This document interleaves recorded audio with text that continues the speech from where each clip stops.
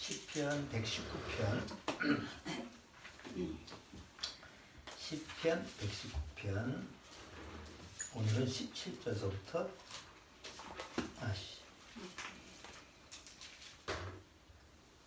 시편 119편 17절서부터 24절까지. 자,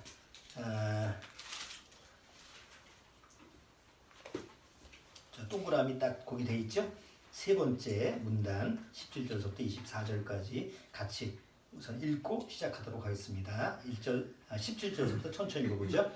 주의 종을 후대하여 살게 하소서. 그리하시면 주의 말씀을 지키리이다. 내 눈을 열어서 주의 법에 기이한 것을 보게 하소서. 나는 땅에서 객이 되었사오니 주의 계명을 내게 숨기지 마소서. 주의 율례를 항상 사모함으로 내 마음이 상하나이다. 교만하여 저주를 받으며 주의 계명에서 떠나는 자를 주께서 꾸짖으셨나이다. 내가 주의 증거를 지켰사오니 회방과 멸시를 내게서 떠나게 하소서. 방백들도 앉아 나를 해방하였사오나 주의 종은 주의 율례를 묵상하였나이다. 주의 증거는 나의 즐거움이요 나의 모산이다. 자, 우리 지난번 배웠던 알레프하고 베이트, 벳이라고 하는 두 개의 글자를 한번 복습을 해볼까요? 그 뒷장을 보시면 거기 오늘 세 번째 기멜이라고 하는 기멜이라고 하는 그 모양이 있죠. 뒷장 팜플렛 여러분들한테 뒷장 그려져 있죠. 요게 무슨 그림하고 같죠? 사람인하고 같죠. 근데 사람인은 반대죠. 사람인은 이렇게 되어 있는데 지금 히브리어 요 기멜이라고 하는 기멜이라고 부르는데 기멜은 거꾸로 이렇게 먼저 이렇게 반대로 이렇게 돼 있어요. 반대로 생각하시면 돼요. 자, 거기 쭉 줄쳐 있는데 한번 지난번에 알레프라고 하는 처음 글자 알레프를 한번 써보세요. 기억해서 알레프가 뭐였지? 알레프 한번 우선 알레프 아래를 하나 긋고 위에 하나 아래로 하나.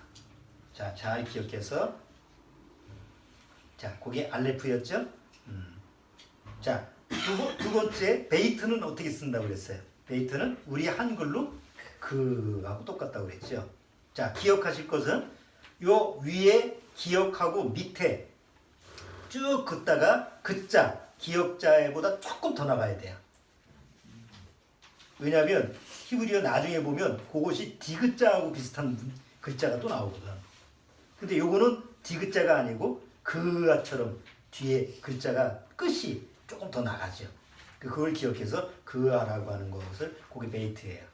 자, 오늘 세 번째 문자 알파벳의 세 번째는 바로 기멜이라고 하는 세 번째 단어입니다. 자, 이 기멜이라고 하는 이 세 번째 글자는 어디서부터 파생됐냐면 낙타라고 하는 그런 동물의 귀를 형상화시킨 거예요. 낙타. 여기 앞에 그림 보시면 앞에 그림 나오죠? 자, 기멜이라고 하는 것이 뭐하고 비슷하냐면 가멜이라고 하는 단어에서 나오는데 가멜은 카멜이에요. 낙타가 영어로 뭐죠? 캐멀이죠.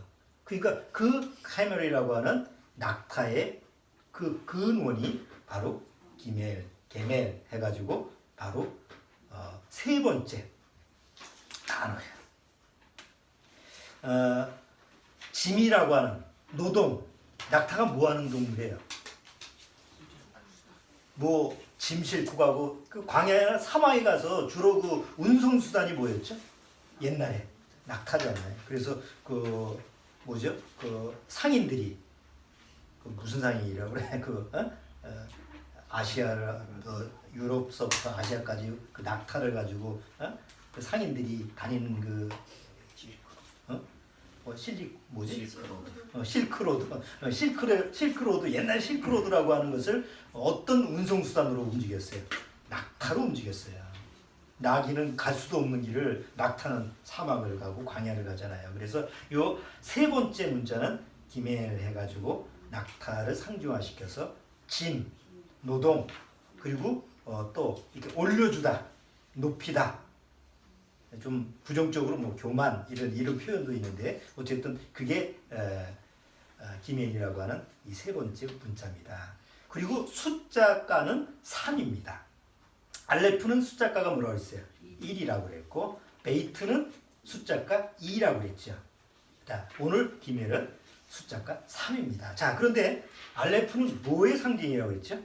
알레프는 바로 하나님, 일의 하나님, 바로 하나님을 상징하는 그런 문자라고 그랬어요. 자, 그런데 이는 베이트는 집이라고 하는 것을 형상에 있어서 아버지가 있는 집 안에 바로 아들, 아버지 안에 계신 독생하신 예수 그리스도를 상징한다고 해서 숫자가가 2라고 했죠. 그래서 아들을 상징하는 게 베이트라고 했어요. 자, 그러면 세 번째는 우리가 성경의 전체적인 문맥을 보면 아버지 하나님이 계시고 두 번째 아들 하나님이 계시는 게 예수님이고 그 다음 세 번째로 오는 건 당연히 성령, 삼위일체 할 때 성령 하나님입니다. 그래서 기멜은 성령을 뜻합니다. 그래서 오늘 시편 119편 이 17절부터 24절의 첫 번째 단어는 뭐서부터 시작한다고요? 모든 그 처음서부터 시작하는 이 단어가 기멜이라고 하는 이 문자로 다 단어가 시작되고 있어요. 그러니까 요런 시를 뭐라고 하느냐면 답관체라고 해요. 답관체. 그래서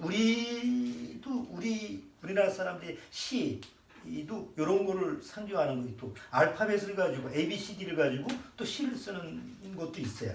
그런 형체를 답관체라고 하는데 한번 예를 들어 볼게요. 우리나라에서 작자 미상이에요. 누군지는 모르는데 가나다라로 시를 썼더라고. 가장 소중한 사람이 내게 있습니다. 나의 가슴 속에 들어오는 사람이 있습니다. 다른 사람이 아닌 당신에게 일락같이 향기로운 마음을 담아 당신에게 드립니다. 바라는 마음으로 아직은 어린 그대이기에 자신을 더 사랑하겠지만 차가운 나의 가슴을 카나리아 같은 목소리로 이걸 얼마나 머리가 터졌을까 이거. 응? 타인이 아닌 진정한 나의 친구로 파란 하늘과 같이 녹여준 당신에게 하나가 되길 진심으로 바랍니다.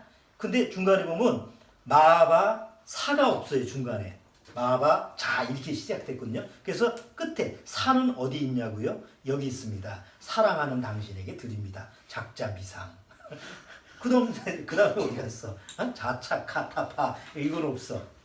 자, 이런 식으로 되는 게 답관체라고 하는 보통 우리 그 시나 뭐 이렇게 문학에서 사용하는 그런 용어예요. 근데 히브리어로 기록된 게 성경체에 보면 시편에 이 답관체로 되는 게 많아요. 시편 119편에 있는 게 아니에요.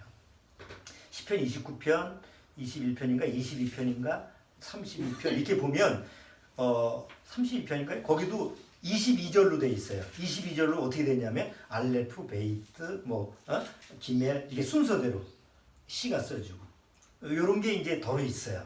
자, 그런데 그런 거는 이제 여러분들이 한번 그냥 상식적으로 아시고 오늘 시편 119편 17절서부터 24절까지는 바로 기멜이라고 하는 단어로 문자로 시작되는데 그게 이제 뭐를 상징한다고요?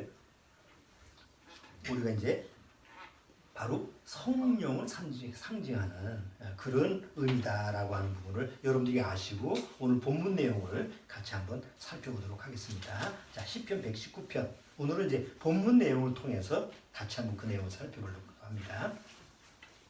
자, 17절. 자, 주의 종을 후대하여 살게 하소서. 그리하시면 주의 말씀을 지키리다. 여기 기멜로 시작하는 이 단어가 게몰이라는 단어인데 그게 뭐냐면 후대하다라는 뜻이에요. 잘 대접하다라고 하는 단어의 그 단어 게몰이라고 하는 게 잘 대접하다라고 하는 부분의 단어인데 거기서부터 시작돼요. 시가. 자, 잘 대접한다라고 하는 게 뭐냐면은 뭔가 다른 사람을 위해서 잘 위해주는 거잖아요. 그럼 왜 이 기멜이라고 하는 단어로 시작되는가? 한번 생각을 해보세요. 낙타라고 하는 동물은 주인한테 모든 것을 다 희생합니다. 그렇죠? 길을 갈 때 태워주죠. 짐도 실어주죠. 사막에서 물이 없으면 뭐가 해요? 여러분 낙타는 어떻게 생겼어요? 낙타에 뭐가 있죠? 혹이 있죠. 혹 안에는 뭐가 있어요? 물이라고 하는 게 있다 그래요. 그래서 뭐 비상시에 뭐 오아시스가 못 찾는다든가 물이 떨어졌을 때는 낙타를 죽여서 거기서 수분을 얻는 그런 비상식량이죠. 고기도 식량도 없고. 그러니까 낙타는 자기 주인을 위해서 뭐예요? 자기 주인을 잘 섬기는 이런 상징적인 모습을 가지고 있어요. 그런데 한번 생각해 보세요. 이 세상에 살면서 나를 후대하는 사람이 있을까요? 나를 정말 잘 대접하는 사람이 이 세상에 있을까요? 누가 나를 잘 대접할까? 한번 잘 보세요. 누가 나를 잘 대접할까? 아무 조건 없이 나를 잘 대접하는 사람. 부모님? 부모님도 자기 여력이 있을 때까지 해줄 수가 있지. 자식을 위해서 평생 희생을 할 수는 없잖아요. 몸이 건강했을 때는 그렇지. 그러니까 끝까지 나를 후대하고 대접할 수 있는 그런 대상이 세상에는 없어요. 세상은 그렇지가 않아요. 여러분은 어디 가서 대접받습니까? 어디 가면 날 대접하는 사람이 있잖아요. 그럼 대접하는 사람이 아무 조건 없이 나를 대접하나요? 아닙니다. 꼭 상대적인 이익이 있어야 됩니다. 내가 갔는데 어디 뭐 물건 사러 갔어요. 그러면 거기 이제 종업원이 어서 오세요 막 인사를 하잖아요. 그러면 왜 나를 대접하는 거예요? 자기한테 이익이 되니까 와서 내 물건을 팔아주니까. 편의점에서 그 인사하는 법이 거기 그 뭐죠? 포스에 딱 그랬어요. 어서 오세요. 뭐 적립 할인 카드 있습니까? 그 다음에 물건을 사고 나면 감사합니다. 이게 이제 새 문구예요. 그래서 이제 항상 교육을 시켜요. 꼭 손님 오면 나이가 어려도 이렇게 하라고. 근데 그대로 하는데 어떤 사람이 왔어요. 어서 오세요. 물건을 쭉 보다가 자기가 원하는 게 없어요. 나가요. 감사합니까? 안 감사합니까? 안 감사합니다. 들어와가지고 그냥 나가는 경우에는 왜 왔다가 구경만 하고 와. 이제 이런 식의 마음이지. 그러니까 세상이라고 하는 것은 내가 상대방한테 뭔가 이익을 주는 대상이 돼야지 나를 대접하지, 이익 가치가 없으면 절대 대접하는 이런 게 없습니다. 세상에는. 그렇죠? 누가 나한테 물 한 잔 줘요? 나한테 유익이 안 되면 뭐 그냥 고져주는 게 없어요. 세상이라는 게. 뭐 옛날에는 뭐 지나가는 나그네한테 물 한 잔 주기도 하지만 요즘은 줘도 문제야. 뭘 탔나? 뭐 옛날에 기차 타고 여러분들 옛날 시대는 기차 타고 가면 옆에 사람 앉으면 모두 줘요. 뭐 바카스도 주고 뭐 야구르트도 주고 그러잖아. 요새는 주면 눈을 아래로 쳐다보고 있어. 뭘 나한테 왜 줘? 그런 식이야. 아니 내가 다른 사람이 나한테 뭘 제공을 해도 꺼리끼려. 그쵸? 어저께 그 텔레비전에 뭐진가 프로에 나오더라고. 우리나라 사람은 다른 사람을 얼마나 신뢰하냐. OECD 국가 35개국에서 29위인가 그래. 안 믿어. 못 믿어. 상대방을 제일 신뢰하는 그 나라는 이스라엘이라더라고요. 자기 나라 사람, 자기 유대인들만 믿지 절대 이방인은 안 믿지만 자기 유대인들 그 세계 속에서 얼마나 상대방을 자기 유대인 세계 속에서 믿느냐, 그게 1위예요. 제일 안 믿는 나라는 우리나라야. 가족도 안 믿어. 형제들도 못 믿어. 그렇잖아. 우리가 이상하게 우리는 서로의 신뢰라는 게 없어. 그러니까 단합이 안 되는 거죠. 협동이라는 게 안 되는 거예요. 자, 우리가 상대방한테 뭔가 이익이 돼야만이 내가 대접을 받는 사회예요. 그런데 세상에는 절대 나를 대접하는 대상이 없어요. 뭔가 이익 가치가 있어야만이 대접받으니까. 그런데 예수님이 이 세상에 오셨잖아요. 하나님의 아들 이 세상에 오셨잖아요. 그러면 세상이 예수님을 잘 대접했나요? 예수님이 세상에 오셨을 때 하나님이 보내신 아들이니까. 아니, 하나님을 모르는 이방인은 그렇다 쳐. 조상 대대로 아브라함 때부터 하나님을 믿었던 사람들이 누구예요? 이스라엘 민족이에요. 예수님은 어디로 오셨어요? 먼 조선 땅에 온 것도 아니고 중국 땅에 온 것도 아니에요. 조상 대대로 하나님을 믿었던 이스라엘 땅에 왔습니다. 그런데 정작 이스라엘 민족이, 유대인들이 예수님이 이 세상에 오셨을 때 대접을 했나요? 다 거절했습니다. 왜 거절을 했어요? 예수님이 하나님의 아들로 오셨다라고 하는 그 사실도 부인하거니와 예수님이 이미 이 세상에 속하지 아니했다라는 걸 알기 때문에,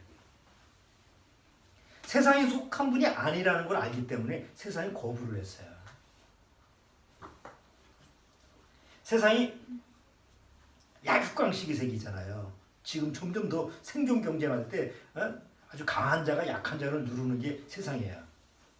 자, 그렇다면 예수님이 이 세상에 오셨을 때 가장 약한 모습으로 오셨어요. 이사야서 53장에 보면 그는 마른 땅에서 나온 줄기 같아서.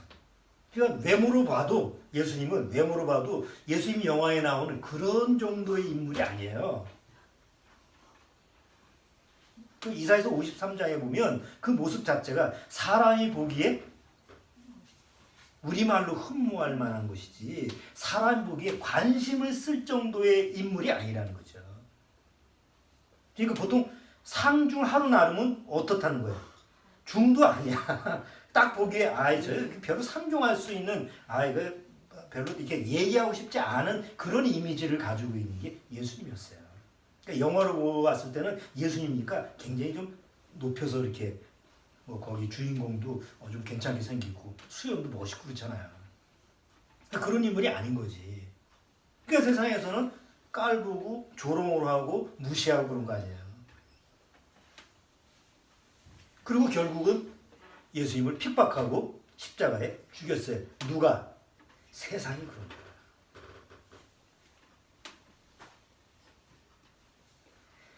예수님을 따랐던 사도들이 세상에 대해서 사도들은 어떻게 대했어요?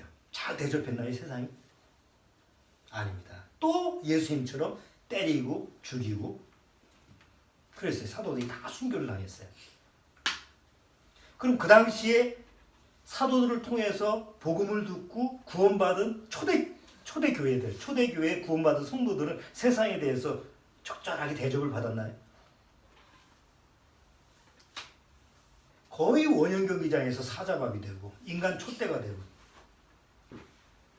그러니까 하나님을 믿고 하나님을 마음에 모신 사람들, 정말 하나님 편에 있는 사람들은 세상에 대해서 절대 대접을 받지 못합니다. 왜? 세상에 속하지 아니하는 사람을 사단이 알거든. 세상이 알기 때문에. 그러니까 우리가 구원받았다고 한다면 세상에 대한 기대를 가지면 안 돼요. 예수님이 뭐라고 그랬어요? 세상이 나를 미워한 것처럼 너희들도 미움을 받을 거라고 그랬어요. 일부러 내가 미움을 받는 게 아니고 내가 아무리 세상에 대해서 옳은 삶을 살고 옳게 상대방한테 선한 일을 해도 세상이 미워하는 것이 바로 구원받은 사람들이에요. 그게 예수님이 당한 것처럼 그대로 당하는 거예요. 그걸 예수님이 뭐라고 그랬어요? 세상이 너희를 미워하거든 이상히 여기지 말라. 누구 가라스 때요?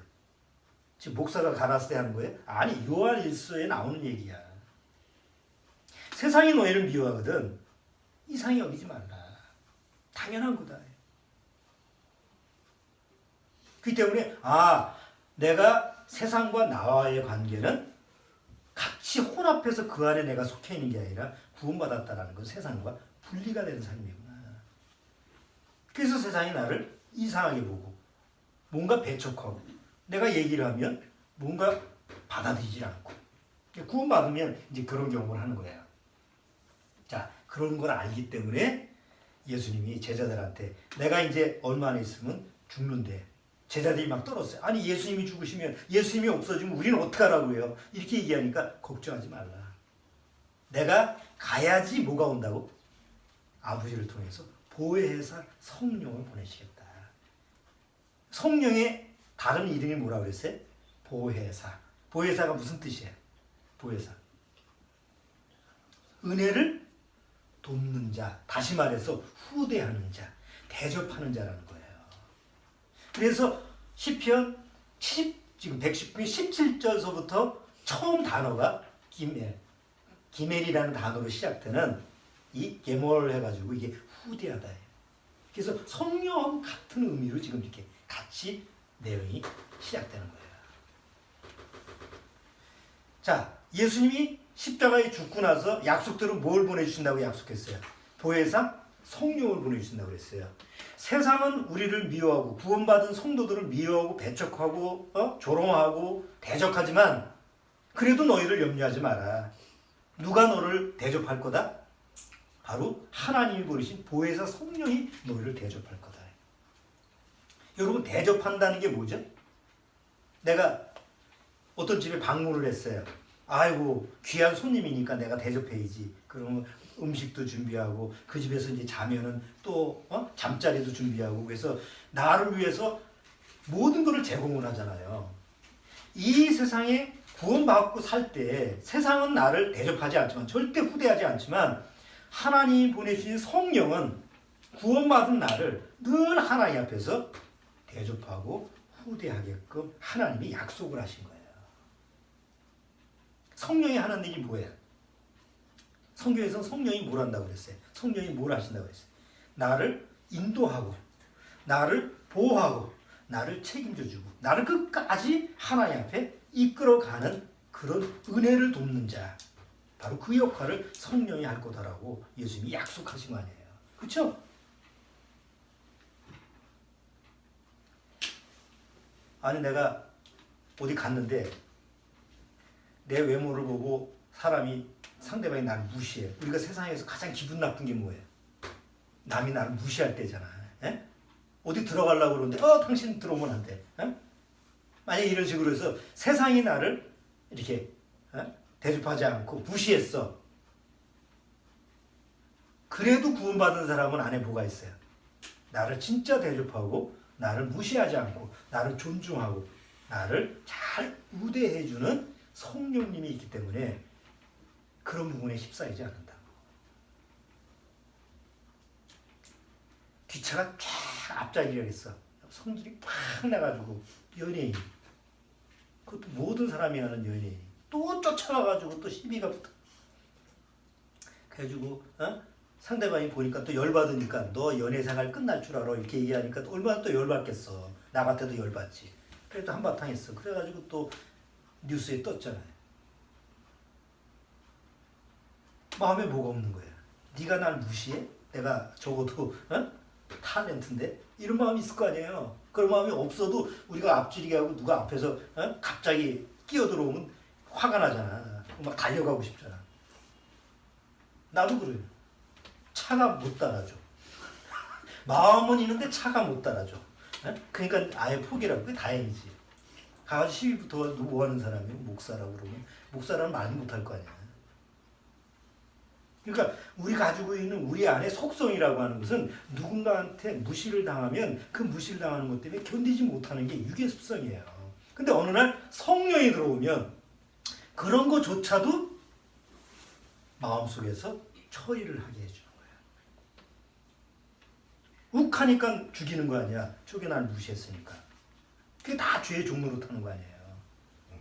또 욱해도 진짜 나를 대접하고 진짜 나를 위하시는 성령님의 이 보호를 받는 사람이라면 그런 죄의 문제까지도 거기까지 안 갈 수 있다. 굉장히 안전한 거예요. 욱하는 거 굉장히 무서운 거예요. 자기가 예측을 못해 갑자기 나오는 거니까. 그런 그 마음 상태를 가지고 있는데 모든 사람이 그런 상태를 가지고 있는데 성령님은 이미 나를 책임지고 위로하시고 가장 나를 잘 대접하신다라는 그 확실한 경험을 내가 하기 때문에 하나님 앞에서 1절 여기 17절 보세요. 이 시편 기자가 뭐라고 썼는가?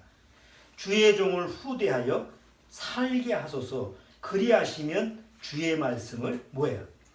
지키리다. 어디 쪽으로 가는 거예요? 주님의 말씀 쪽으로 가는 거예요. 그래서 주님의 말씀을 귀히 여기고 그런 거예요. 자, 요한복음 14장, 여기 손잡고 요한복음 14장.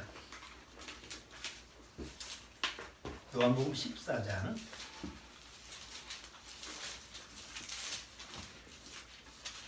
16절부터 18절.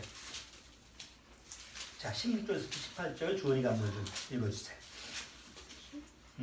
요한복음 14장 16절, 17절, 18절. 어떻게 구하겠으니 그가 또 다른 보혜사를 너희에게 주사 영원토록 너희와 함께 있게 하시리니 저는 진리의 영이라. 세상은 능히 저를 받지 못하나니 이는 저를 보지도 못하고 알지도 못하니라. 그러나 너희는 저를 아느니 저는 너희와 함께 거하시니요 또 너희 속에 계시겠음이라. 내가 너희를 고아와 같이 버려두지 아니하고 너희에게로 오리라. 세상에서 고아들은 잘 대접해 주나요? 고아원에다가 이렇게 대접하고 잘 위해 주나요? 안 그렇습니다. 어디 뉴스거리에 나왔더라고. 보통 고아원에서 그 부모가 없는 고아를 돌보지만 계속 돌보질 않죠. 17세인가 18세인가 이렇게 되면 본인이 독립하게끔 이렇게 내보내요. 내보내는데 나갈 데가 없어. 어디 직장 구하기도 힘들고. 그래서 어디 전전긍긍하는 것을 잠깐 본 적이 있어요. 세상은 그런 거예요. 세상이 그래. 근데 여기 뭐라고 했어요? 너희를 고아와 같이 버리지 않겠다. 영원히 너희하고 함께 거하게 하겠다. 그게 누구라고요? 예수님은 이 세상에 오셔서 33년 반 사셨잖아요. 그리고 제자들과 함께한 기간도 딱 3년 반이에요. 그러니까 그 잠깐 예수님이 그 제자들하고 잠깐 그 시기만 같이 있었다고 한다면 너무 허무하지. 근데 예수님이 뭐라고 그랬어요? 내가 가도 다시 내가 너희한테 오는데 뭘로 와요? 성령으로 와서 너희와 영원히 거하겠다. 영원히 함께하겠다. 영원히 보혜사, 은혜를 돕는 자. 너를 대접하고 너를 위해서 모든 것을 제공하는 그런 은혜를 베푸는 자가 되겠다라고 약속을 하신 거예요. 그러니까 여기 11절에 주님이 나를 후대한다라고 하는 말이 구약 시대에 보면은 좀 이렇게 상상해서 주님이 어떻게 나를 후대할까 하지만 신약 시대 우리한테는 성령님이 내 안에 들어와서 24시간 항상 함께하는 그런 약속을 이미 여기다가 기록한 거죠. 우리한테는 실제로 적용되는 거예요. 로마서 8장 26절. 항상 119편을 여기 꽂아놓으세요. 로마서 8장 26절.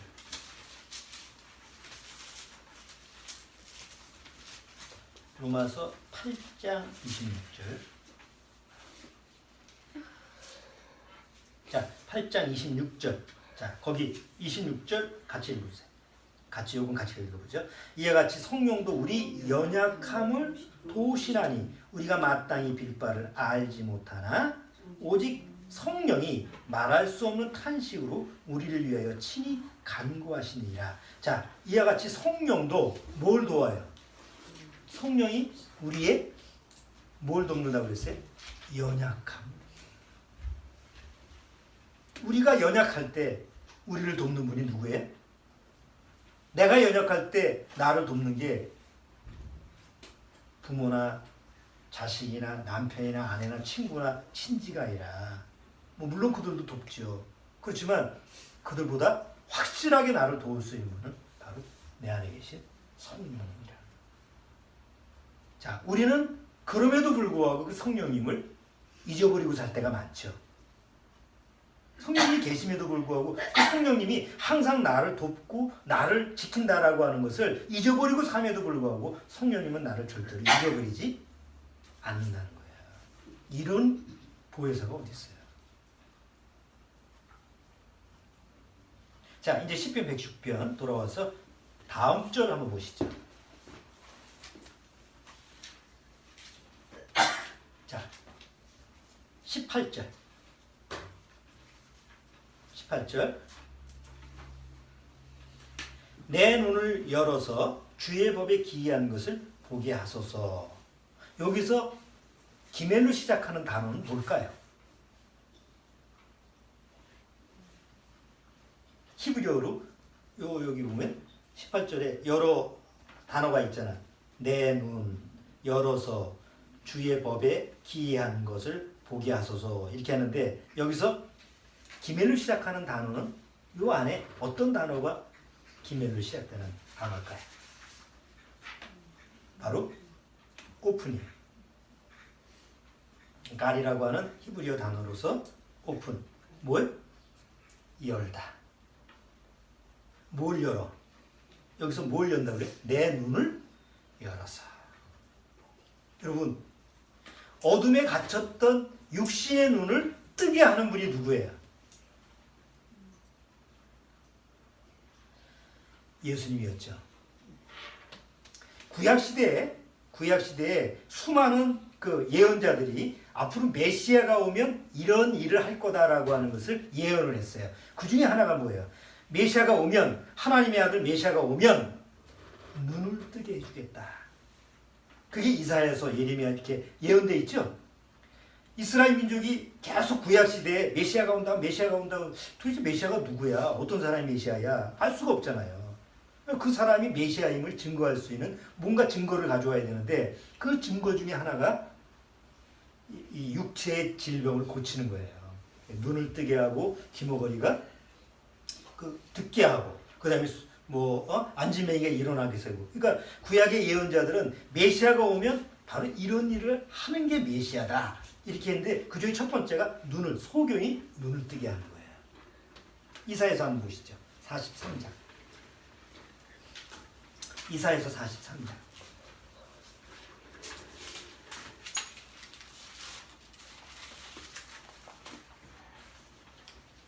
자, 이사야서 43장 8절. 자, 이사야서 43장 8절 같이 읽어보겠습니다. 눈이 있어도 소경이요, 귀가 있어도 귀머거리인 백성을 이끌어내라. 자, 구약시대의 선자들은 계속 이스라엘 민족이 멀쩡하게 눈이 떠져 있는데 소경이라고 하고, 귀가 소리가 들리는데 귀머거리라고 한 거예요. 이게 뭐예요? 영적인 소경, 영적인 귀머거리라는 얘기죠. 자, 그런데 예수님이 오셨을 때 예수님이 메시아다라고 하는 증거가 뭐냐면, 육신의 눈, 육신의 소경을 눈을 뜨게 하고, 육신의 귀머거리를 이게 귀가 들리게 하는, 소리가 들리게 하는 그런 기사와 이적을 행하는 게, 그런 사람이 오면 메시아라는 것을 알아라. 미리 예표한 거예요. 미리 알려준 거죠. 예수님이 오셨어요. 약속대로 소경을 눈을 뜨게 해줬어요. 그러면 사람들이, 이제 특히 이스라엘 민족은 구약 이사야서는 외우고 있으니까, 저분이 누구다라는 걸 알아야 돼. 저분이 메시아다라고 알아야 되는데, 메시아다라고 하는 걸 아는 게 아니고, 눈을 뜨게 하네? 신기하네? 메시아까지 연결이 안 시키는 거예요. 여러분, 예수님이 오셔서 소경을 눈을 뜨게 해주는데 몇 명이나 뜨게 해줬어요? 응? 여러분, 성경을 한번 잘 기억해보세요. 몇 명이나 소경을 눈을 뜨게 했을까? 만약에 예수님이 눈을 뜨게, 소경을 보게 하는 게 목적이라고 한다면, 이스라엘 민족 가운데 속에서 소경을 다 눈 뜨게 해줘야 돼. 그렇잖아요? 그게 목적이라면 안진뱅이는 다 서게 해줘야지, 귀머거리도 다 듣게 해줘야 돼. 그런데 예수님 앞에 와가지고 그 병고침을 받은 사람은 왔던 제한적인 사람이, 와도 다 그런 사람은 아니죠. 자, 예수님 앞에 와서 장님이 와서 눈을 뜨게 한 그 기적이 그렇게 많진 않아요. 소경 바디메오 우리가 기억하는, 또 예수님 앞에서 두 사람이 소경이 와서 낫더라, 이런 정도. 그러니까 많아봐야 10명? 성경에 기록된 내용 보면 많아봐야 10명, 더 많아봐야 20명? 그 안쪽이야. 기록되지 않은, 예수님이 소경을 눈뜨게 하는 그런 기록도 있겠지만, 그래봐야 그렇게 많지는 않은 거예요. 왜? 예수님의 목적은 뭐예요? 육신의 눈을 뜨게 하는 게 목적이 아니잖아요. 뭘 뜨게 하는 거예요? 영의 눈이 떠지게 하는 거예요. 그래서 예수님이 계속 뭐라고 하냐면, 눈뜬, 지금 시각을 가지고 눈을 바라보고 있는, 예수님을 바라보고 있는 그 시력이 있는 사람들한테 계속 뭐라고 해요? 너희들이 바로 눈뜬 소경이다. 한번 보세요. 마태복음 23장.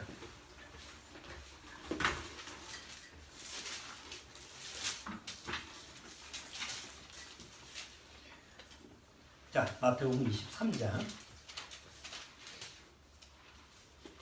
16절. 16절. 그건 제가 읽어볼게요. 앞에만 읽으려고 그래요. 화이슬 틴저 소경된 인도자요.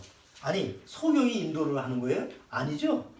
이스라엘 민족을 인도하는 자들인데 다 눈 뜨고 있는데 너희들은 소경이다라는 얘기예요. 17절. 17절 뭐라고 그랬어요? 우매이요 소경들이요. 이게 다 지금 소경한테 얘기하는 게 아니잖아. 멀쩡하게 눈 뜨고 있는 바리새인들한테는 얘기거든. 그 다음에 또 19절 소경들이요 어느 것이 크냐. 그 다음에 24절 소경된 인도자여 하루살이는 걸러내고 약대도 삼키는도다. 26절 소경된 바리새인아 너는 먼저 안을 깨끗이 하라. 그리하면 겉도 깨끗하리라. 이게 다 누구예요? 그 당시에 종교 지도자들이라. 그러니까 멀쩡하게 본다고 하면서도 성경을 본다고 하면서도 성경이 안 보이는. 여러분 대다수 우리나라의 크리스찬들 교회 나가는 크리스찬들, 성당 나가는 그 크리스찬이라고 하는 사람들이 다 이 사람들하고 똑같죠. 매일 오늘 주일날 가서 성경 볼 거 아니에요. 육신의 눈으로는 성경을 보고 하나님의 말씀을 보는데 실제로 영안이 없기 때문에 영적인 눈은 감겼기 때문에 성경을 통해서 하나님의 말씀을 깨달을 수가 없는 거죠. 그런데 예수님을 쫓아다니는 예수님의 제자들도 뭐였어요? 성령이 오기 전까지 그들은 예수의 말씀을 깨달았어요? 못 깨달았어요? 못 깨달았어요. 예수님이 왜 죽는지, 왜 죽는다고 하는 건지, 뭘 성령을 보낸다고 하는지 도무지 깨닫지 못했어요. 예수님이 올라갈 때 내가 다시 올라간 그대로 내려올 거다. 그것도 무슨 얘기인지 도통 알 수가 없었어요. 다만 그들은 그냥 예수님 말씀대로 기다렸죠. 뭘 기다렸어요? 약속하신 성령이 올 때까지 기다렸어요. 기도하고. 그리고 약속대로 오순절날 성령이 오는 순간 뭐가 떠졌어요? 성령이 오는 순간 눈이 팍 떠지는데 그들이 장님이 아니었잖아요. 베드로, 요한, 마태 장님이 아니었어요. 그런데 성령을 받고 나서 영의 눈이 떠진 거예요. 그리고 예수님과 함께해서 들었던 3년 반 동안의 모든 말씀이 심령 안에서 다 깨달아지면서 그때서부터 베드로가 뭘 했어요? 예루살렘 성전에 나가서 막 복음을 선포하기 시작하는 거예요. 그 전까지는 그런 일을 할 수가 없어. 아니 들어도 무슨 얘기인지 몰랐으니까. 그런데 성령이 오고 나서 눈이 떠짐으로 말미암아 하나님의 말씀을 전하게 되는 거예요. 성령은 무슨 영이에요? 깨닫게 하시는 영이에요. 그래서 사도 바울이 유대교인이잖아요. 그래서 성령을 받기 전까지 어떤 사람이었어요? 크리스찬들을 잡아 죽이고 옥에 가두고 이런 사람이었죠. 그래서 이제 다메섹까지 가서 크리스찬들을 잡아오려고 하는데 다메섹 도상에서 누구를 만나요? 예수님 만납니다. 부활하신 예수님이 사울아 사울아 왜 네가 나를 핍박하느냐 이렇게 얘기하고 나서 그때 뭐가 감겨요? 갑자기 눈이 감깁니다. 그래서 이제 다메섹에 가서 대기하고 있다가 아나니아라고 하는 선자가 하나님이 보내서 그를 뭘 뜨게 해요? 다시 눈을 뜨게 합니다. 그건 사도 바울한테 상징적인 얘기예요. 너는 이렇게 내 앞에서 눈뜬 장님이다. 그래서 실제로 소경이 되게 한 거예요. 갑자기 눈이 안 보게 한 거예요. 그리고 아나니아가 왔을 때 아나니아가 다시 안수함으로 눈이 떠지면서 그 안에 뭐가 들어온 거예요? 성령이 들어온 거예요. 그리고 사도 바울은 바로 뭐가 되죠? 변화가 돼요. 세상에 그때 당시가 30살 40년이라고 합시다. 그러면 거의 3, 40년을 유대교에서 세례를 받은 사람인데 어떻게 하루아침에 바뀔 수가 있어요? 그런데 성령의 영으로 말미암아 그 영안이 떠지면서 하루아침에 바뀐 거예요. 여러분 거듭남이라는 것은 보통 크리스찬들이 우리나라의 기독교 종교인이 교회를 가서 1년 학습받고 그 다음에 1년 지나면 세례를 받고 이렇게 점차적으로 크리스찬이 되어가는 게 아니에요. 거듭남이라는 것은 어느 날 성령이 들어오는 순간 바뀌는 거예요. 옛사람과 새사람이 5년 교회 다니면 10년 다니면 그렇게 바뀌는 게 아니에요. 내가 어느 날 성령을 받으면 바로 순식간에 바뀌는 게 그게 거듭남이고 그게 새 사람으로 바뀌는 거예요. 그래서 여기 시편 119편 여기 18절에 내 눈을 열어서 주의 법에 기이한 것을 보게 하소서. 이 시편 기자는 이 신약 시대가 아니니까 이걸 하나님한테 간구하는데 여기 눈을 열다, 오픈하다라고 하는 게 바로 기멜이라고 하는 단어로 시작하는데 이게 바로 성령이 하는 일이라는 거죠. 여러분, 하나님의 모든 것은 성령이 들어오지 않고서는 절대 깨달을 수가 없어요. 아무리 목사하고 신학 박사라 하더라도 아무리 성경 얘기를 자기가 배운 대로 얘기를 하는 거지. 학교에서 배운 대로 내가 배운 학문을 복음적인 배운 대로 얼마든지 전할 수 있어요. 그렇죠? 그거는 교수나 학교 선생님이나 누구나 할 수 있는 거예요. 그런데 성령이 와서 그 심령 안에서 깨달아진 얘기를 못해요. 그것은 성령이 온 사람만이 할 수가 있는 거죠. 고린도전서 2장 보세요.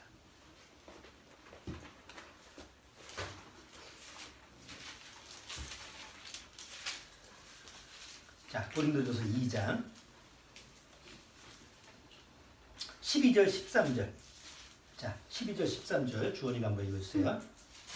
우리가 세상의 영을 받지 아니하고 오직 하나님께로 온 영을 받았으니 이는 우리로 하여금 하나님께서 우리에게 은혜로 주신 것들을 알게 하려 하심이라. 자, 꼬지 12절 여기 중요하죠.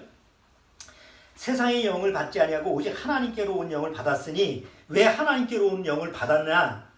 이는 우리로 하여금 하나님께서 우리에게 은혜로 주신 것들을 뭐하게 하여? 알게 하려 하심이라.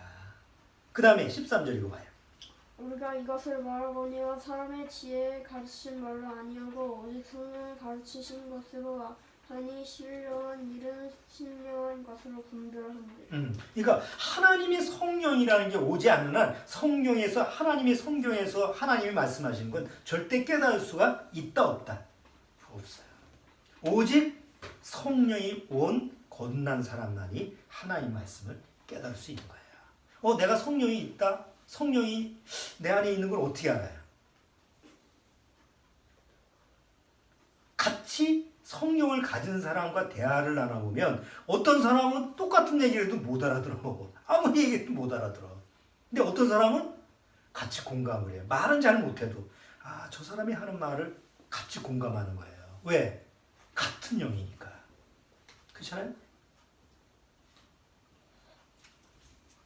자, 그래서 두 번째 단락에서 눈을 열다, 마음을 열다, 눈을 열어주는 그 열다라고는 오픈이라고 하는 것이 바로 성령님의 역할이기 때문에 기멜로 시작한 거예요. 자, 세 번째 19절.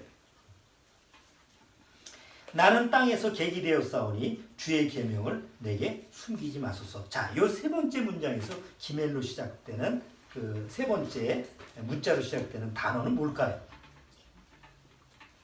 한번 맞춰보세요. 나는 땅에서 객이 되었사오니 주의 계명을 내게 숨기지 마소서. 항상 중심되는 단어가 그 문장에서 기멜로 시작하는 걸 거예요. 그렇죠? 중요한 대목이니까. 그러면 이 18절에서 여기서 가장 그 중심적으로 얘기하고자 하는 그 핵심적인 단어가 뭘까요? 응? 뭘까요?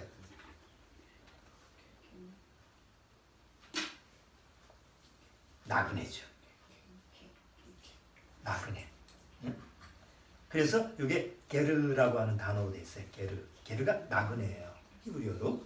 그래서 여기 18절에 보면 19절에 보면 나는 땅에서 뭐가 됐어요?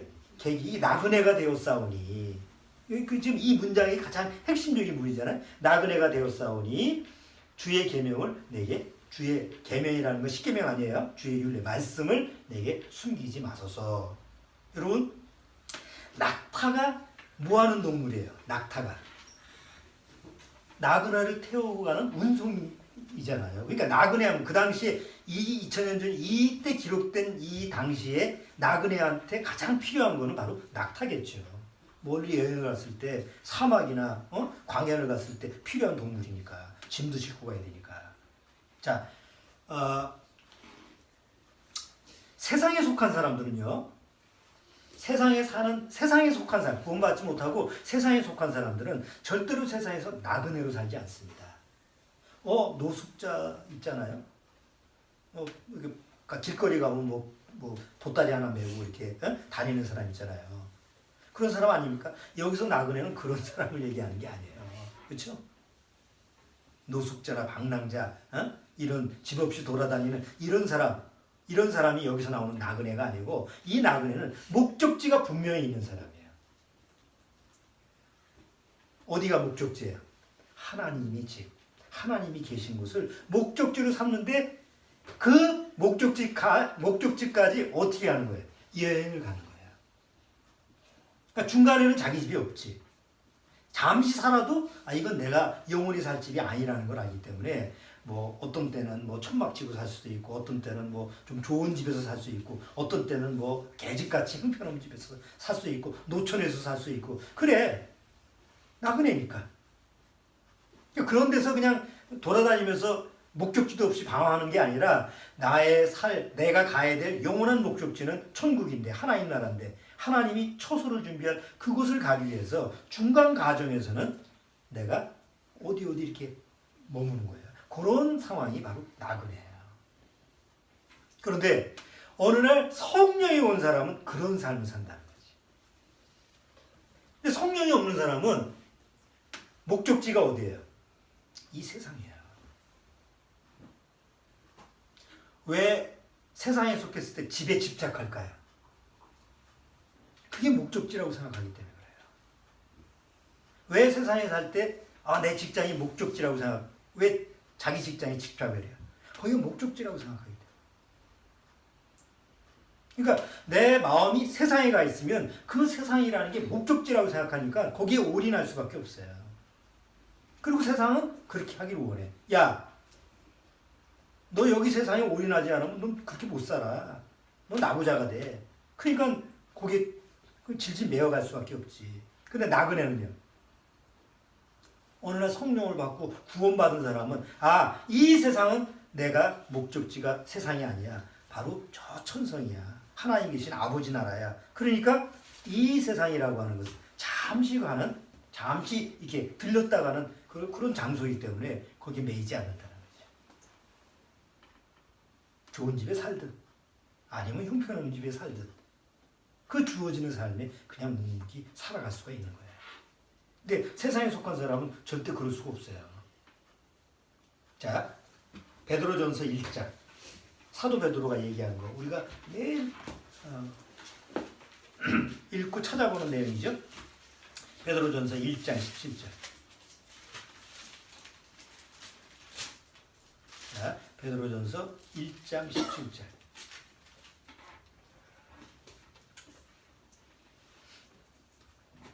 자, 1장 17절 주원이가 읽어주세요. 지극히 큰 영광 중에서 이러한 소리가 그에게 나기를 이는 1장 17절. 베드로 후서 말고 베드로 전서. 1장 17절. 외모로 보시지 않고 각 사람의 행위대로 판단하시는 자를 너희가 아버지라 부른즉 너희의 나그네로 있을 때를 두려움으로 지내라. 나그네로 살아갈 때 어떤 식으로 지내라고? 두려움으로 지내라는 것은 나그네가 환경이 나한테 안 좋잖아요. 그러니까 환경 때문에 두려워라는 게 아니죠. 바로 하나님을 두려워해라. 2장. 그 다음 장 보세요. 2장 11절도 보세요. 2장 11절. 자, 거기도 한번 읽어주세요. 사랑하는 자들아 나그네와 행인 같은 너희를 권하노니 영혼을 거스려 싸우는 육체의 정욕을 제어하라. 자, 여기도 사랑하는 자들아 하면서 누구와 같다고요? 나그네와 행인 같은 너희. 그러니까 성령이 온 사람은 이 세상에는 어떤 삶을 산다? 나그네로 사는 삶을 사는 거예요. 나그네로 사는 사람이 어려운 게 아니고 세상의 목적지를 두고 이게 내가 세상의 목적이다. 이 세상의 목적을 두지 않고 하늘의 목적을 두고 살아가는 사람을 얘기해요. 그럼 세상을 아무렇게나 살아요? 아니죠. 세상에 살 동안에 하나님이 주시는 그런 내 시간을 충실하게 성실하게 살면서 살아가는. 자, 20절. 10편 119편 돌아와서 20절. 자, 20절. 주의 율례를 항상 사모함으로 내 마음이 상하나이다. 여기에서 기멜로 시작되는 단어는 뭘까요? 응? 맞춰보세요. 뭘까? 사모하다? 마음이 상하다? 둘 중에 하나인데 뭘까? 네, 여기 상하다, 상심하다, 뭐 깨어지다, 마음이 이렇게 부서지다 이런 부분이에요. 여기 시편 기자는 정말 마음이 부서질 것 같아. 뭐 때문에? 이유가 나오죠. 주의 율례를 항상 사모함으로 내 마음이 상하나이다. 근데 이게 주의 율례라고 하니까 조금 의미 전달이 안 되는데 여기 보면 주의 판단, 심판이에요. 그러니까 하나님이 이 세상을 심판하고 하나님이 이 세상을 판단한다고 할 때 판단하고 심판한다는 건 좋은 얘기가 아니잖아요. 내가 이 세상을 멸하겠다. 이 세상의 악인을 심판하겠다. 내 구원의 은혜를 받아들이지 않으면 내가 멸망시키겠다. 이런 하나님의 율례의 말씀을 듣고 뭐가 상한 거예요? 마음이 아픈 거예요. 왜? 지옥 갈까봐? 내가 하나님 심판받을까봐? 아니, 나는 하나님 앞에서 하나님이 자녀가 돼서 심판을 안 받지. 문제는 하나님의 은혜를 거절하는 사람들이 심판받을 것을 보고 마음속에서 괴로워하는 거예요. 마음이 상심되는 거예요. 이게 구원받고 성령을 받은 사람의 마음 상태예요. 그렇죠? 여러분, 세상에 구원받지 못한 사람은 내 안에 성령이 없는 사람은 특히 교회를 다니는 사람들 절대 다른 가족에 대한 영혼에 대해서 관심이 없습니다. 왜? 그건 각자의 믿음이고 각자의 신앙이라고 생각하니까. 여러분, 구원받지 못한 사람들이 교회를 나갈 때 잘 보세요. 남편이 교회를 열심히 나가는데 아내는 안 나가. 보통 거꾸로지. 아내가 많이 교회를 나가고 남편이 교회를 안 나가는 경우가 많잖아요. 어쨌든 둘 중에 하나만 나간다 합시다. 그럼 둘 중에 교회를 열심히 나가는데 그 교회를 열심히 나가는 그 한쪽 배우자가 상대방에 대한 영혼에 대해서 얼마나 안타까워할까요? 교회를 안 나오는 것 때문에 안타까워하지 그 사람의 영혼이 지옥 가는 것 때문에 안타까워를 하진 않아요. 왜? 성령이 없기 때문에 그런 식의 생각이 안 돼. 아, 저 사람이 교회 나오면 참 좋을 텐데 안타깝네. 교회 나오면 담배도 끊을 거고 술도 안 먹을 거고 내 속도 안 새길 거고 그러니까 다 자기한테 필요한 부분으로 그 사람이 바뀔 거라고 생각을 해서 안타까운 거지 그 사람의 영혼이 지옥 가는 것 때문에 안타까운 게 아니라니까. 근데 성령이 내 안에 들어오면 거듭나지 못한 성령이 없는 사람의 결과를 알기 때문에 안타까운 거예요. 내 가족이 아니라 할지라도. 구원받지 못한 사람을 보면 마음이 안타까워. 왜? 하나님이 심판한다고 하는 그 사실이 너무나 사실이니까. 세상을 바라다 보세요. 비행기가 지금 추락하고 있어요. 이제 곧 있으면 이제 추락을 해서 완전히 박살나는 그 추락하는 비행기에서 그 안에 사람들은 뭐 하고 있어요? 추락하는 비행기에서 땅콩 까먹고 있어. 땅콩이 뭐 좋으니 나쁘니 뭐 그게 이 세상 사람들이 보는 지금 상황이야. 침몰하고 배가 지금 침몰하고 있어. 그런데 그 안에서 연애를 베풀고 그게 이 세상이잖아요. 지금 이 세상이 멸망하고 있다는데 세상에 속한 사람, 성령이 없는 사람들은 이 세상이 아주 영원할 것 같은 그런 착각 속에서 바라보잖아요. 근데 성령이 있는 사람은 아까 뭐가 떼졌다고? 그 전에 눈이 떠졌어. 그래서 영안으로 보니까 이 세상은 지금 장망성이구나. 이제 지금 멸망해가는 세상이구나 라는 게 보이는 거예요. 여러분, 노아가 하나님이 노아의 이제 홍수가 내릴 거다. 너는 배를 지으라 해서 배를 짓는 기간이 몇 년이었어요? 100년입니다. 거의 100년 동안 배를 짓습니다. 100년 동안 노아가 배를 지면서 배만 만들었어요? 성경은 뭐라고 그래요? 그가 의인 노아가 배를 만들면서 뭘 선포했다? 하나님의 의를 선포했다고 해요. 의를 선포한다는 게 뭐예요? 이제 하나님이 심판한다. 너희는 배를 타야 된다. 그걸 100년 동안, 아니 5만 사람이 와서 도왔을 거니까 이거 왜 만들어요? 그러면 몰라도 돼. 이랬을까요? 우리만 탈 거니까. 아니잖아. 자초지르면 성령은 이제 언젠가는 하나님이 물로 심판하는데 그걸 구원하기 위해서 이 배를 만들려고 하는 거야. 거기 왔던 사람은 다 들었을 거예요. 그런데 마지막 하나님이 그 노아의 방주의 문을 닫기까지 뭐하고 있었다고 그래요? 시집가고 장가가고 다 웃고 떠들고 그랬어. 40일 동안 막 비가 쏟아져요. 비가 막 쏟아지면서 서서히 물이 차면서 사람들이 배로 왔을 거라고 생각해요. 멀리 있는 사람은 못 오지만 그래도 가까이 있는 사람들은 어쨌든 상황이 그러니까 왔을 거예요. 근데 이미 뭐가 됐어요? 다쳤어. 사람들이 가만히 있었을까요? 밖에서 돌멩이를 치고 뭐 문 좀 열어달라고 했을 거 아니에요. 그랬을 때 그 안에 탔던 노아는 어떤 마음이겠냐고. 고소하다, 잘됐다 저것들. 말 안 듣더니 그랬을까요? 아니면 마음이 괴로웠을까요? 마음이 상했을까요? 마음이 상했다고. 왜? 그 문은 하나님이 열고 닫고 하기 때문에 노아가 어떻게 할 수가 없어. 열 수가 없어. 그러니까 밖에서 멸망당하는 사람이 그 소리를 듣고 고통당하는 그 노아는 뭐가 있는 사람이었어요? 성령이 있는 사람이라고. 난 이 마지막 때가 그렇단 말이야.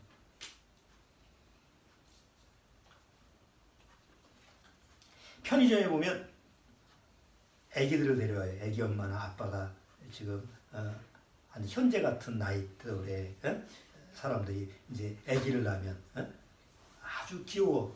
내 나이가 손자 손녀를 귀여워할 때 나이다 보니까 애들이 오면 너무 귀여운 거야.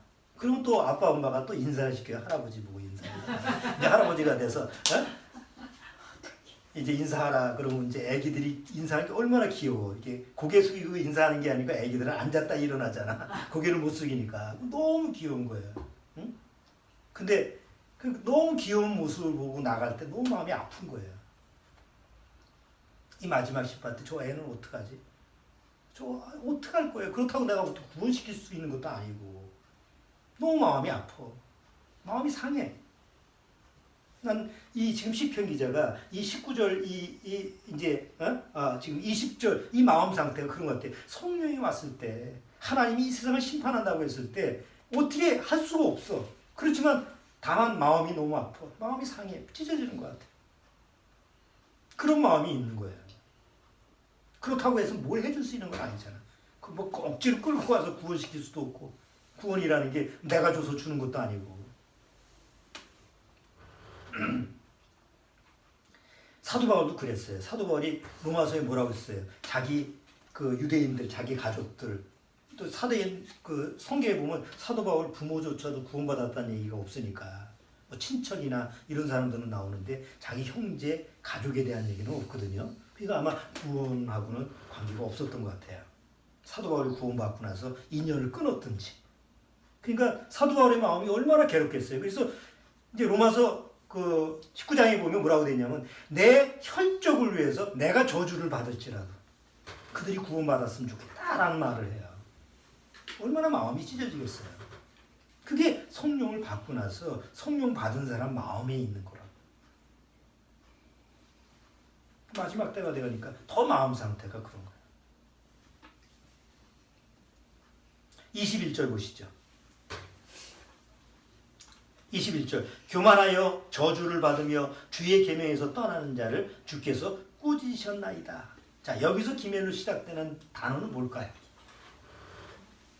여기 핵심 닿는 단어가 꾸짖다죠. 교만한 자를 교만하여 저주를 받으며 주의 계명에서 떠나는 자를 주께서 꾸짖습니다. 근데 이 꾸짖는 거하고 성령하고 무슨 연관이 있을까? 잘 보세요. 예수님이 성령이 오면 죄에 대하여, 의에 대하여, 심판에 대하여 뭐 하시리라? 우리말로 단어를 쓸 때 책망하시리라 라고 되어 있는데, 책망이 뭐예요? 우리말로. 그건 한자고 책망이고 우리말로 순수하게. 이게 꾸짖는다는 거죠. 그래서 히브리어 이 기면으로 시작되는 게 꾸짖다예요. 성령이 오면 이 세상을 칭찬하는 게 아니라 이 세상을 꾸짖어요. 뭐에 대해서? 죄에 대해서, 의에 대해서, 심판에 대해서. 죄가 뭐예요? 여러분, 죄가 뭐예요? 정말 구원받고 나서 죄에 대한 본질을 정말 정확히 알아야 돼요. 죄는 내가 남을 미워하고 남의 걸 훔치고 뭐 교통법규 어기고 이런 게 죄가 아니에요. 그런 거는 죄에도 안 속해. 죄는 하나님보다 더 사랑하는 게 죄예요. 그게 무엇이 됐든, 그게 돈이 됐든, 취미가 됐든, 내 가족이 됐든, 내 자식이 됐든, 내 지식이 됐든 하나님보다 더 사랑하는 것이 그게 바로 죄예요. 그게 죄의 본질이에요. 그러니까 우리는 본성적으로 죄의 본질을 타고났잖아. 태어날 때서부터 하나님을 사랑하지 않는 본질을 가지고 태어났어요. 구원을 받아도 여전히 나는 하나님보다 더 사랑하는 것들이 많잖아. 그럼 구원이 아니에요? 다행스럽게도 구원이 아닌 거는 아니야. 그런데 그 죄가 없어져요, 안 없어져요? 안 없어져. 여전히 내 육체를 사랑하고 여전히 내 육의 생각을 더하고 하나님보다 더 사랑하는 것이 더 계속 구원받고 더 많아. 근데 더 많다라는 거는 더 많이 발견된다는 거지. 더 많아진다는 게 아니에요. 옛날에는 그런 것조차도 몰랐잖아. 하나님보다 더 사랑하는 것이 죄라는 걸 알았어요, 몰랐어요? 그 자체를 몰라. 성령이 없으면. 그런데 성령이 들어온다면 그게 깨달아지는 거예요. 그리고 마음이, 양심이 갇히게 되고. 그런데 다행히 뭐가 있어요? 예수 그리스도의 보혈의 공로가 있기 때문에 이걸 위해서 바로 이 죄 때문에 하나님을 제일로 사랑하지 않고 하나님보다 더 사랑하는 그런 죄의 본질을 알고 계시기 때문에 그 본질을 없애기 위해서 예수님이 오셨구나. 그걸 아는 거잖아요. 의가 뭐예요? 왜 의에 대해서 책망하신다고 그러죠? 이 세상에 의인은 없나니? 하나도 없어요. 근데 이상하게 사람은 본질적으로 어떤 생각을 하냐면 구원받아도 자꾸 그래도 난 착한 구석이 있어. 그래도 나는 선한 일을 할 수가 있어. 이런 생각이 없어야 있어요. 여러분, 구원받아도 틀림없이 내 안에 있습니다. 나는 여전히 그래도 착한 구석이 있어. 그래도 나는 마음 먹으면 선한 일을 할 수가 있어. 이런 생각이 안 없어져요. 그런데 성경에는 딱 선언합니다. 의인은 없나니 하나도 없고 선을 행하는 자가 없나니 하나도 없도다. 왜 거기다가 굳이 숫자를 썼을까? 하나도 없어요. 그러니까 내가 하나님 앞에서 의로워지는 것은 예수님밖에 없는 거예요. 그리고 이 세상을 떠나야 돼. 이 세상에 아무리 구원받고 남아있어도 여전히 이 육신으로 남는 의라고 하는 것은 끝까지 나를 붙들고 늘어지는 거예요. 여전히 내가 하나님 앞에서 자꾸 그래도 나는 옳은 구석이 있는데, 나는 옳은 생각을 하는데, 옳은 판단을 하는데, 나는 옳은 경험을 하는데, 왜? 자꾸 내가 원하는 대로 살아가잖아. 내가 옳다고 생각하니까 그렇게 나가는 거야. 그래서 의에 대해서 책망을 하니까 너가 가지고 의는 다 거짓됩니다. 그 다음에 심판에 대해서 책망한 건 뭐예요? 이 세상 임금이 이미 심판을 받았습니다. 이 세상 임금 사단 마귀는 이미 하나님 편에서 이미 지옥 심판을 받은 거예요. 그러니까 쫓아가면 안 돼. 이미 사단은 게임에서 진 자야. 그래서 여기서 21절에 자, 다시 한번 읽어볼게요. 10편 106편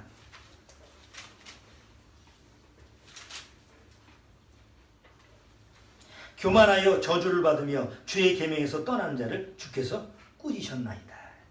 그러니까 하나님께서 꾸짖는.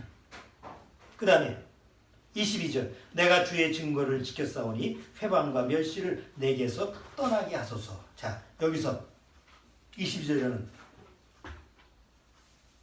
뭘까요? 떠나게 해달라. 김혜루씨 떠나게. 뭘 떠나게 해달라고? 나한테 오는 뭘 떠나게 해달라고?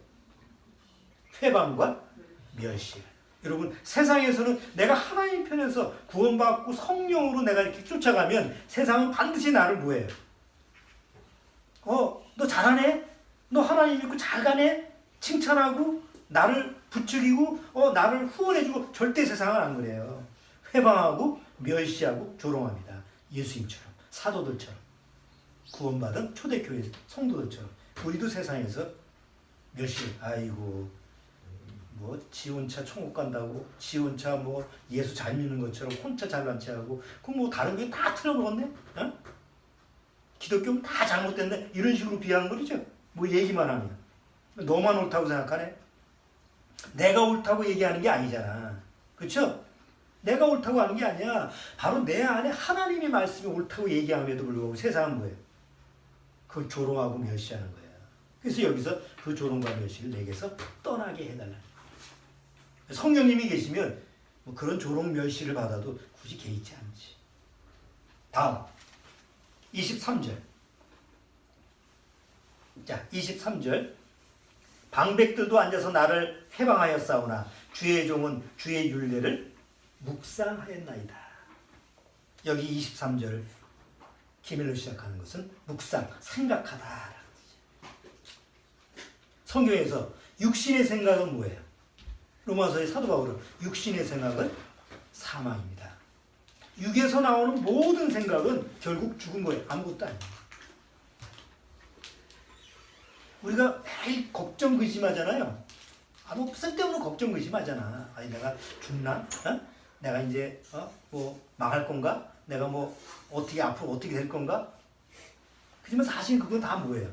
육신의 생각이에요. 그렇게 미래에 될 것이 옳지 안 옳지 몰라. 그런데 우리는 항상 24시간 그런 염려와 걱정 속에 살아가잖아요. 아직 오지 않은 일에 대해서. 근데 성령님은 뭐라고 그래요? 그런 육신의 생각은 사망이다. 그리고 성령의 생각은 뭐예요? 생명과 평안이라. 그러니까 성령의 생각을 해야지 계속. 근데 성령이 있어야지 성령이 생각을 하지. 성령이 없으면 성령의 생각을 할 수가 없잖아요. 그래서 여기서 바로 아무리 회방을 해도 주변 환경이 아무리 나한테 부정적으로 몰아도 성령이 있는 사람은 무슨 생각을 한다? 성령의 생각으로 하나님의 말씀을 묵상을 하는 거예요. 자, 24절. 이제 마지막 24절. 주의 증거는 나의 즐거움이요 나의 모산이다. 여기서 기면을 시작하는 단어는 뭘까요? 주의 증거는 나의 즐거움이요 나의 모산이다. 여기서 마지막 절에서 기면을 시작하는 단어는 뭘까요? 즐거움. 또 모사. 애석하게도 우리 한글 번역에는 없어요. 영문 성경에 와야 돼. 그게 뭐냐? also. 그러므로 또한. 이게 뭐냐면 앞에서 17절부터 계속 얘기했잖아요. 계속 얘기했는데 24절 마지막에는 뭐냐면 마무리를 할 때 또한 더 강조하는 거예요. 마지막으로 또 역시 또 이렇다. 뭐가? 주의 증거는 주님의 말씀은 나의 즐거움이고 나의 모사라는 게 뭐예요? 모사 카운슬러잖아. 나의 모든 문제를 상담해주는 상담자. 그게 누구예요? 그게 목사예요? 교회에 있는 뭐 유명한 신학자? 아니에요. 바로 내 안에 계신 성령님이 나의 즐거움이고 나의 모사가 돼야 돼요. 그래서 구원받고 성령과 항상 친밀해야 돼. 목사하고 친해봐야 아무 소용이 없어. 교회 아무개 집사 다 끼리끼리 이렇게 모여봐야 다 죄만 드러나. 중요한 건 내 안에 성령님과 친밀해야 돼. 바로 성령님이 나의 모사니까. 여러분 성경에서 예수님이 이제 구원받은 성도를 세상에서 뭘로 살아, 뭐처럼 되라고 그랬어요. 여러분이 잘 아시는 것처럼 구원받은 성도들을 세상에서는 뭐가 되라? 너희는 세상의 빛이니 빛의 자녀가 되라 그러죠. 너희는 또 세상의 소금이니 이렇게 있죠. 자, 여기서 구원받은 성도들을 빛의 자녀라고 그랬어요. 그러면 빛은 뭘로 온 거예요? 성령으로 온 겁니다. 성령이 내 안에 말씀으로 해서 구원받은 사람은 안에 뭐가 있어요? 빛이 있습니다. 근데 그게 보여요? 안 보여요? 구원받은 사람, 여러분이 제 안에 빛이 보여요? 안 보여요? 안 보이잖아요. 저도 여러분 안에 빛이 안 보여요. 근데 하나님은 보실까요? 안 보실까요? 하나님은 보이죠. 자, 그럼 보세요. 여러분 비행기를 타고 하늘 올라가서 밤에 야경을 보면 밑에 도시를 지나가면 어떻게 보여요? 밑에 비행기에서 밤에 아래를 쳐다보면 불빛이 있는 데는 아주 아름답게 보이죠. 불빛이 없는 데는 깜깜하죠. 그러면 야경을 지나가 보면 밤에 아름답게 보여요? 추하게 보여요? 보이는 게 아름답게 보입니다. 왜? 그 빛만 보이기 때문에. 근데 막상 불이 비치는 그 뭐 가로등, 뭐 집에서 나오는 형광등 뭐 이런 거 보면 사실은 그 빛을 감싸고 있는 형광등 이런 데는 깨끗해요, 더러워요, 다. 먼지가 묻고 때가 묻고 그렇죠? 막상 아래에서 보면 다 더러워요. 그런데 그 안에 뭐가 있어요? 빛이 비치는 거예요. 그러니까 하늘에서 보면 뭐예요? 우리가 비행기에서 보면 더러운 건 안 보이고 뭐만 보이는 거예요? 빛만 보이듯이. 하나님이 우리를 보실 때도 그렇다는 것이. 여전히 우리는 육신을 가지고 있어요. 육신의 장막 안에 성령이 계세요. 육신은 여전히 더러워, 추해. 정말 그게 닦여도 안 닦여져. 그런데 하나님이 위에서 보실 때는 뭐가 보이는 거예요? 마치 우리가 비행기에서 야경을 바라보듯이 구원받은 성도들이 이 지상에서 각 교회 지체에서 빛을 내고 있을 때 하나님 보실 때는 그게 아름다운 빛으로 보이는 거예요. 자, 그런데 어느 날 하나님의 때가 되면 그 성령 안의 빛을 다 어떻게 해요? 거두어 가신다고 그랬어요. 세상의 빛을 하나님이 보시는 빛. 이런 형광등이 아니잖아요. 인간이 만들어 놓은 문명의 빛이 아니라 하나님이 주신 성령의 빛을 다 거두어 가시는 게 휴거예요. 그럼 다 거둬가면 지상은 하나님 보시기에는 뭐예요? 빛이 없으니까 어두움이에요. 그 어두움을 어떻게 하시겠다는 거예요? 다 불로 심판하는 거예요. 이게 마지막 환란이에요. 7년 대 환란. 그럼 세상에는 뭐가 없어요? 성령의 빛이 없습니다. 그럼 그 성령의 빛이 없는 데서 어떻게 구원을 받을 수 있겠냐? 지금이야 하나님이 보시는 빛이 있으니까 그 성령의 빛을 쫓아서 어떻게 구원받을 수 있는 기회나 되지. 어느 날 그 성령의 빛을 다 하나님이 데려가시면 암흑천지네. 하나님이 보시기에 이 세상이 암흑천지라고 한다면 그 암흑천지에 사는 사람은 그게 어둠인지도 모르고 살 거 아니에요. 그게 바로 환란. 그래서 7년 환란이 아니라 7년 큰 대자고 7년 대환란. 대환란이 누구도 경험할 수가 없는 이런 때가 가까이 온다는 거예요. 그 외국의 그 목사님은 올해 2019년을 주의 깊게 살피라고 거듭거듭 얘기하더라고요.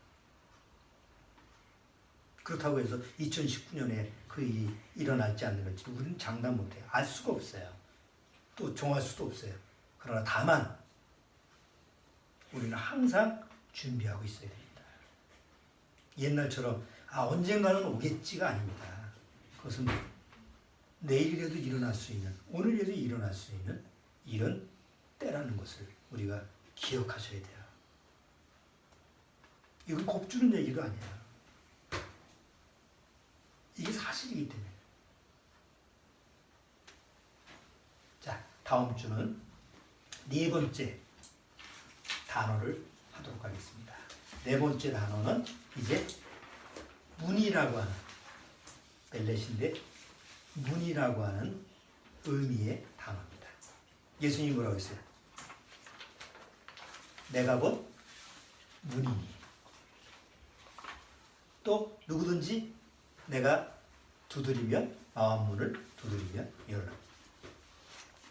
그런 내용하고 같이 맞물려 있는 부분이니까 네 번째 다음 주는 그 부분을 살펴보도록 하겠습니다. 자, 기도하겠습니다.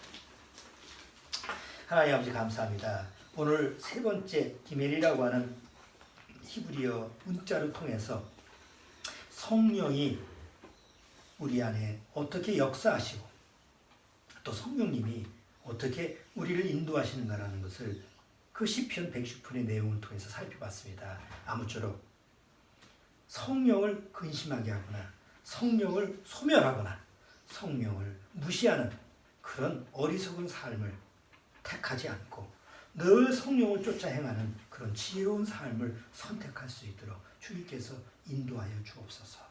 예수님의 이름으로 기도합나이다. 아멘.